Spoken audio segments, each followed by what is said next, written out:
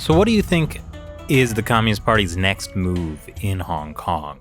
For instance, we don't see the Great Firewall of China activated in Hong Kong yet.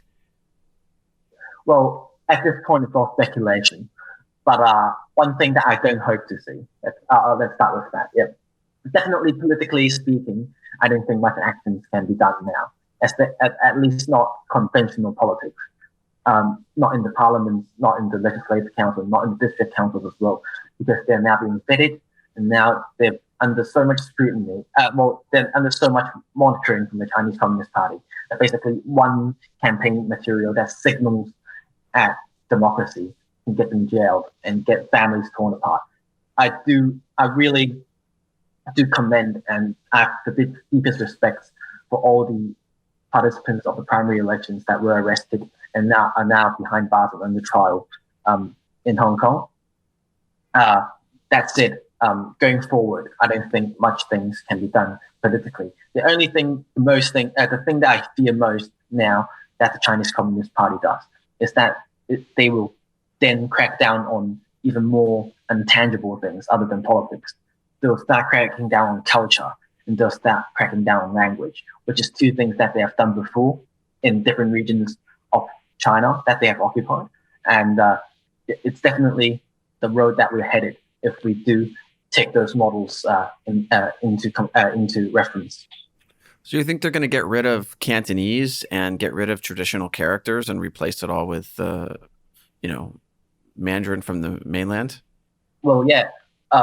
Language, definitely. Well, they have done this. They've tried doing this so many times before. It's only that we have withheld against it again and again.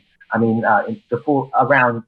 even before 2016 and in the early years, the National Education Bill, they tried to push through to change our Chinese history into state-approved Chinese history. And then they tried to push for this curriculum. They tried to push for the Chinese language curriculum in Hong Kong to adopt Mandarin as the language of use other than Cantonese. And they have done so much propaganda on how Mandarin is supposed to be better than Cantonese and stuff like that. And even in neighboring Guangzhou, inside their own jurisdiction and sovereignty, they have cracked down on their own ethnic Cantonese language. So language is definitely one of the first to go, I argue. Yes. What is the culture that you're talking about that you're afraid that could be endangered? Well, thank you again. It's really good segues today. Since the crackdown in the political activities of Hong Kongers after the persisting movement that started at June 9, a lot of people that really do love Hong Kong have brought the movement into their lives and brought it into separate ways. So in really recently this year especially, there's been an upsurge of local artists and local musicians, and a lot of money is put into the arts here locally by people who do love Hong Kong and do want to put Hong Kong under the spotlight. Will the mentioning of Hong Kong as a unique identity or unique culture be outlawed as well? I mean, that is certainly something that the Chinese Communist Party can do and will do. As if it is anything that we know.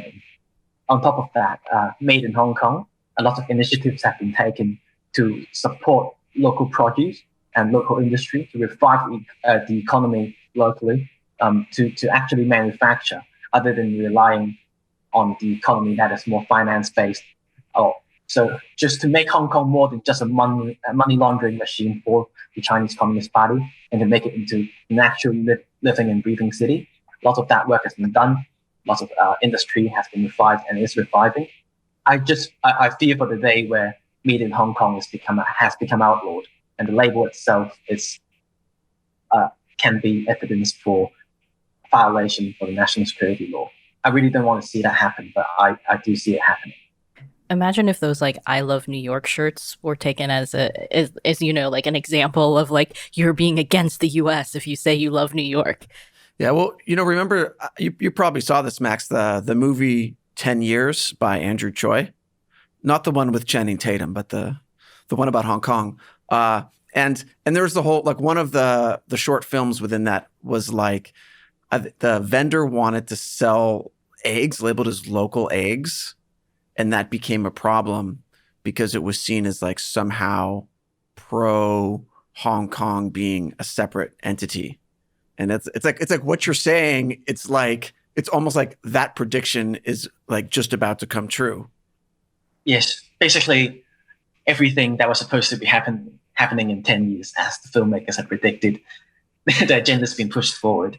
And the actors actually the actor for that part of the short film who played the Fender, he just died, and he himself has been a great advocate for the Hong Kong arts.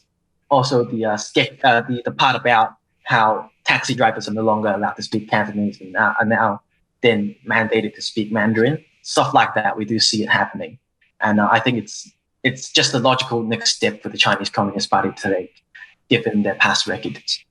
It is a type of cultural genocide that the Communist Party has used in Tibet, Mongolia, East Turkestan. Yes. Cultural genocide is definitely agreed on, I feel. But yeah. Yeah, I mean, I think the language thing is a lot of people outside China don't have this full grasp of all the different Chinese dialects. But what's happened, as I see it, is that the Communist Party has not only enforced Mandarin, but has enforced a kind of party speak Mandarin that involves words taking on certain connotations that are aligned with the Communist Party's values, simplified characters, which are, some of them have their meanings reduced or removed after having been simplified from the traditional characters. And so you kind of have this partly bastardized version of Mandarin. And then when you don't allow people to speak Cantonese or Uyghur or Tibetan or any of the other ethnic languages, like there are certain things that just don't translate into modern Mandarin. And so a lot of the concepts, a lot of the like deeper ideas and meanings behind words no longer exist because the languages in which they exist have been marginalized. And so it actually changes people's thinking when they're forced to speak only the Communist Party's Mandarin. Yes, I really do agree with that point where you say it's not just the language that they're forcing upon us. It's also the culture behind it and the new speak, the double speak, the version of Mandarin that the Chinese Communist Party has approved of. And even in Hong Kong right now, even if it hasn't been mandated yet, in slogans and in company slogans and in banners everywhere, we see it happening. 18 characters, really short and succinct, things that are overly dramatic and overly blown up when it comes to stuff like loyalty. Certain values that the Chinese Communist Party would really expect from their subjects. Those sort of banners are up everywhere and in virtually a lot of marketing here in Hong Kong.